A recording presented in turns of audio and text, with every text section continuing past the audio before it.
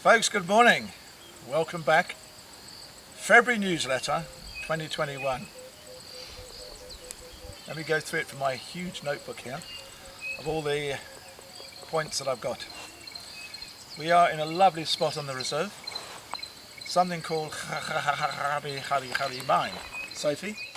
Ladigela mine. There we go. Done with a true Scottish accent, which Sophie is, of course.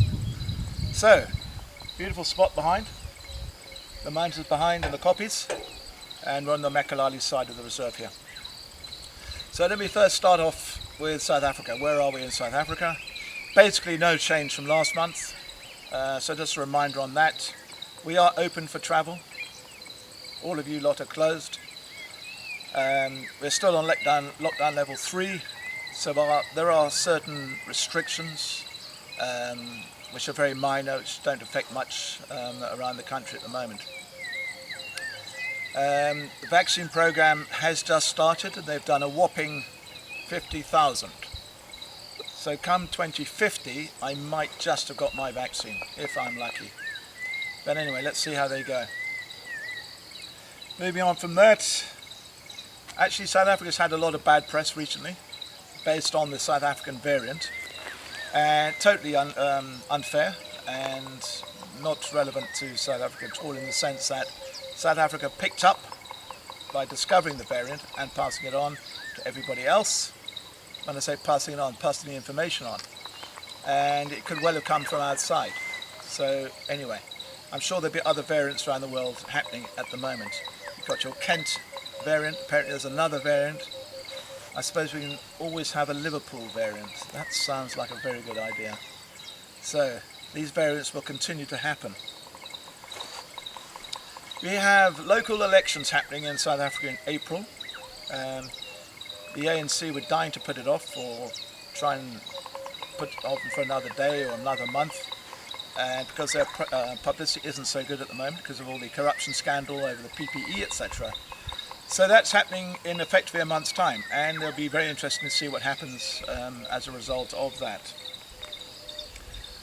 Our ex-president Zuma, who's been called to court a few times and has refused. Remember, he's the guy who raped the country effectively of all its billions of rand and stole all the money. So he's refused to go to court, and he's still running around quite freely, as presidents and politicians do. That's what happens when you have so much power, or used to have. So that's it basically in South Africa. Moving on to the world. What's happening outside in that big bad world? Well, all the key markets, i.e. Australia, the United States, EU, UK, all still closed. And so nothing remotely coming in on that respect. You guys have got all your vaccine programs. UK seems to be doing quite well for a change. EU, complete disaster. Serves you right. 27 of you can't make a decision amongst yourselves. Tough. Come and join the UK. We'll let you in, maybe. Basically, the vaccines that all were supposed to be the big golden bullet apparently may not be now, so they keep on knocking the can down the road for another reason, to prevent the lockdowns being released or opened up. Hopefully one day politicians will see sense, learn to live with this horrible virus. Right, what else will be? Sophie, anything on your side actually from the UK market? Oh, I'm very impressed, Benny. Both of my parents have got their vaccine appointments booked in, so I'm delighted to hear about that. And there's a huge appetite. I've got friends who are desperate to get out of the country. It's just, like you say, the politicians won't let them come. So we're watching that space. Yeah. Breaths held, I think. I was actually just playing for time there. Can't read my own writing. It's getting a sad situation when you're getting old and weary. But basically it is very unfair. All these politicians, you've all got their jobs. All their friends have got jobs. And yet they're keeping all these other businesses closed. And all the people who are suffering so badly for their salaries, wages, businesses, etc. are not being allowed to happen because of a politician who's quite happy to carry on and in the job that he's doing, supposedly. Only one mention, and that would be the dictator in Australia, Dan Andrews. he needs to be severely put down and slapped down somewhere. He's got out of control. Some people love the power they've been given, and he's one of them. And he needs, things to happen. I will stop my rant and move on. On the reserve itself, well, as you can see, very thick bush, loads of rain. I mean, we've been so lucky with rains this year. So basically it's the second year running now where we've had really good heavy rains over the period. The river in front of the lodge, as you've probably seen on Facebook many times, it's been running through many times. At one stage we couldn't get across. It was only for 6 or 7 hours. Sophie actually had a mass panic and thought her house was going to be flooded out. Emergency evacuations protocols were followed immediately, Bernie. Only to be told, don't worry, the river will come down. But the river did come down and everything was put back again. One of the few times I quite like to be wrong, Bernie. Sorry? One of the few times I'm happy to be wrong. But it was pretty impressive. It was way across, very high, a lot of rubbish and gump that you can see in the trees as to how high the river got around the reserve. The Olifants River was about 400 or 500 metres across and very high, which is the local river in the area. So really impressive. And as you can see, thick growth all over. Plenty of animals running around now, plenty of wood holes, all full. Actually, Sophie had a great sighting recently at one of the dams with a whole herd of elephants doing their whole bathing, sinking, playing, telescope up, periscope down, that sort of thing. Fantastic sighting. The sort of thing you see on National Geographic and all that. So that happened some time ago. Now, unfortunately, we did have a slightly dramatic incident with one of the elephants that died. Actually very close to Garonga camp. It's a one-tusked elephant, and we're still trying to find out the exact causes of death. There could have been a number of reasons through prior wounds or infection seeping in, that sort of thing, which is more likely to have happened rather than any sinister occurrences. But yeah, life must carry on, and that carcass was there, in fact it still is there at the moment, heavily populated by vultures and all the rest of it. I went down there to have a look, I think it was the day after. The stench was quite overpowering. I did that mainly to try and get my immune system ready against COVID. I think that killed anything inside. So there's a bit of retching going on there. So sad occasion, but as I say, we have to move on. What else? The rhinos. You've seen loads of sightings of rhinos. It's been fantastic.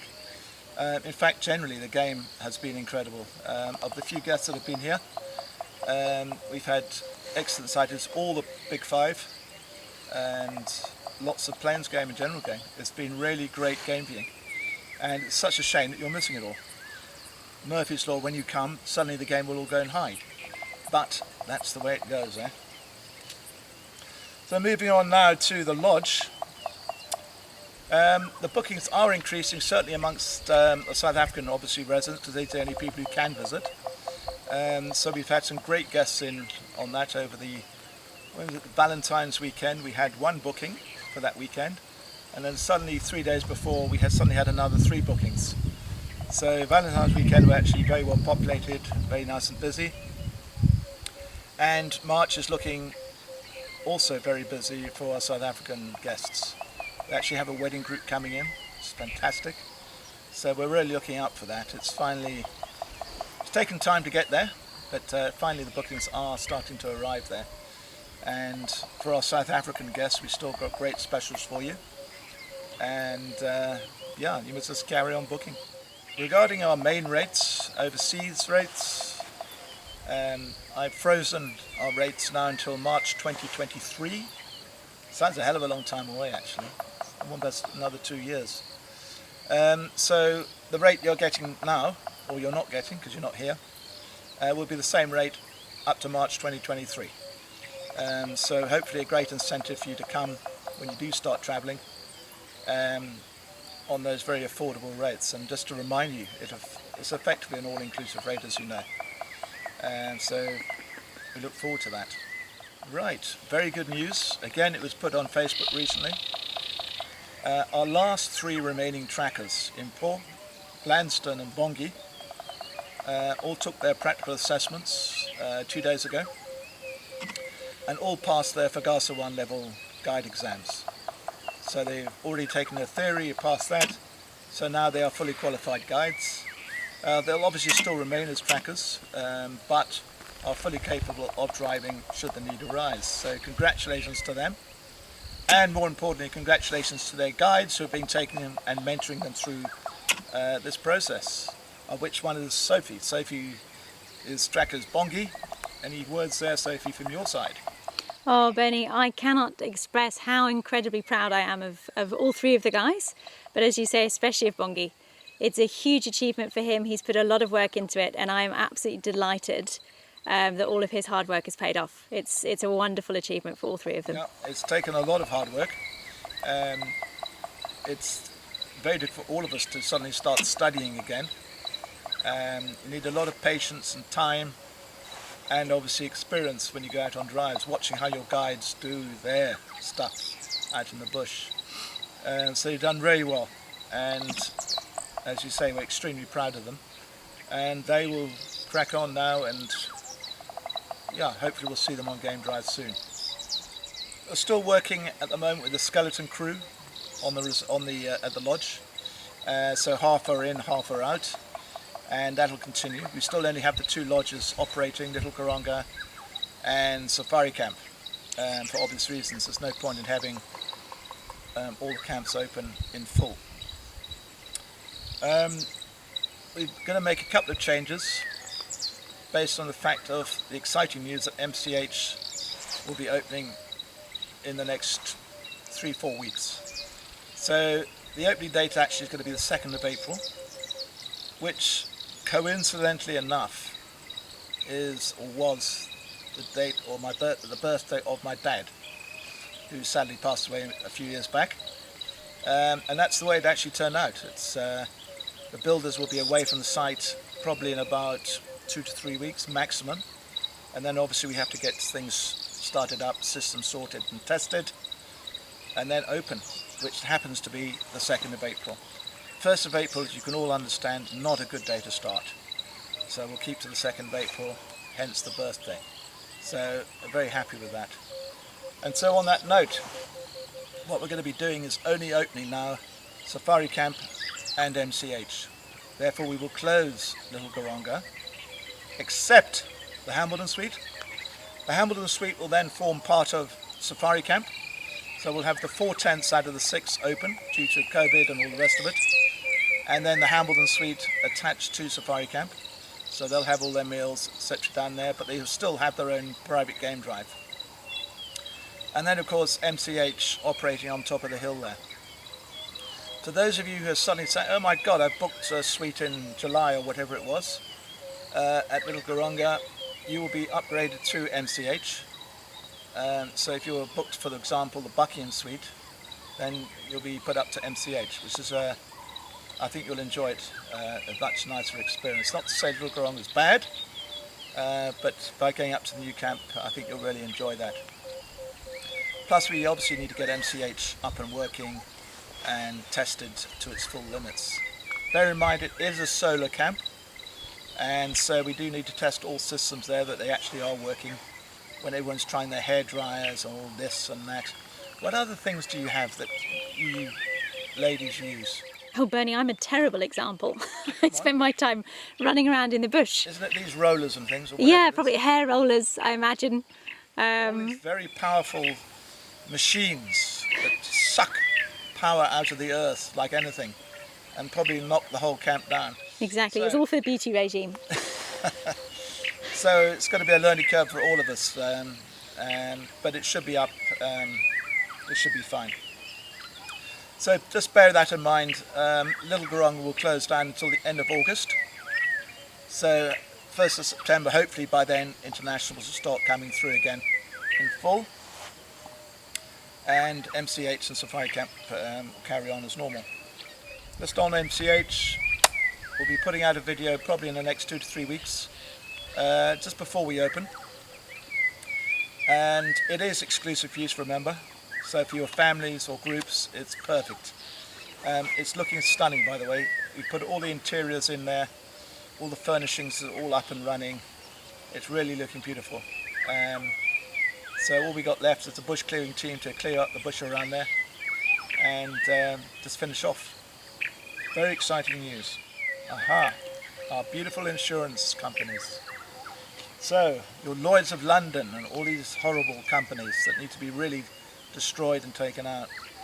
So we're still waiting, like other lodges, for our business insurance claims to happen. So we're getting regular updates and sending regularly through information that they demand again and again and again. So basically they're kicking the can down the road for as long as possible. Hopefully it'll be concluded soon, where us and other lodges can get their claims back in full. But these insurance companies have behaved, as you all know, absolutely appallingly, and they really need to be taken to task. If only there was a law where you could take the CEOs or whoever it is of these companies and actually put them in jail, because it's the only thing these people understand. Otherwise they just get a slap on the wrist and they move on and do exactly the same thing 2-3 years down the line. Something needs to change there quite dramatically. What's coming up? The British Lions tour, Benny. British and Irish Lions. Okay. So we've got Easter obviously coming up, beginning of April. Hopefully loads of bookings with that. And the British and Irish Lions tour that Sophie's just mentioned. There's all sorts of options that we're hearing about. Obviously cancelled is one. Play it in the UK. Play it in South Africa with no spectators. That's doesn't make sense. Or now the Australians are trying to get in there and play it in Australia with a limited audience or spectators. So no decision's been made yet, but they must make it soon, because everybody needs to know where they stand with that. I think that's just almost about it. There's always an epitaph. On the COVID side, amongst our staff, we're still carrying out extremely strong protocols, training all the time. So we do a questionnaire every morning at meetings, and we go through COVID situations, protocols and all the rest of it. So the guys are fully trained up for that. As I say, please do look at our website. We've got all our protocols, information on there for you to look at to see what we do. Without sounding complacent or arrogant, we really are taking it extremely seriously. And so when you do come, we expect you to as well. But it won't distract from your experience that you get here. I promise you that. But everyone just plays by common sense rules, and everything should be absolutely fine. So on that note, folks, I don't have anything more to waffle about. You'll be thankful that this page is almost over. I will stop using this next time. It's not quite as fun. Much better just to talk without a notebook. Right, I wish you well. We will see you again at the end of March, just before the Easter break. Keep safe, keep travelling. See you later. Folks, as you know, traditionally we always forget something. So you have to have an epitaph at the end to tell you what that thing is. I actually can't think of anything. We've done it all. See you later.